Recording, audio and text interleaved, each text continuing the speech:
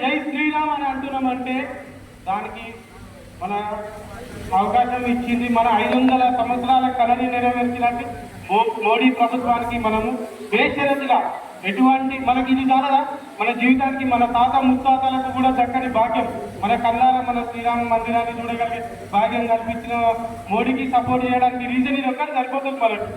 కాబట్టి మనమందరము కంపల్సరీగా ఓటు అనేది ఎవరైతే నా దృష్టిలో ఓటు వినియోగిస్తారో వాళ్ళు దేశ ద్రోహులతో సమానం.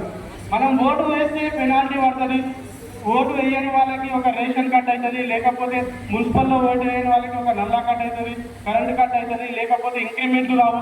ఇట్లాంటివి ఏమైనా చరిత్రలుంటే ఎవరైనా ఓటు వేయకుండా ఉంటారా? ఈరోజు దౌర్భాగ్యం ఏంటంటే చదువుకున్న వాళ్ళే ఎక్కువ ఓటు వేయట్లేదు, వాళ్ళు ఒక హాలిడేలాగా ఫీల్ అవుతున్నారు. వాళ్ళకన్నా మనము పని చేసుకునే లేబర్లు కానీ మన ఆటో కార్మికులు కానీ మనమే చాలా నయం.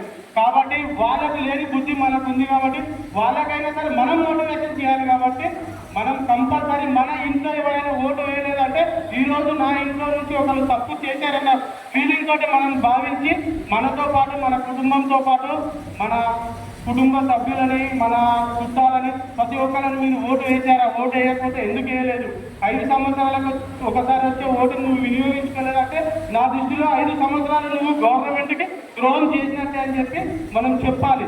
మన వంతుగా మనం మన ఇంట్లో వాళ్ళని ఫస్ట్ ఓటు వేయాలి, మన చుట్టుపక్కల వాళ్ళని 100% ఓటు వేయించే విధంగా మనం చూసుకోవాలి. ఈ అవకాశం ఇచ్చిన పెద్దలకి ప్రతి ఒక్కరికి పేరు పేరున ధన్యవాదాలు.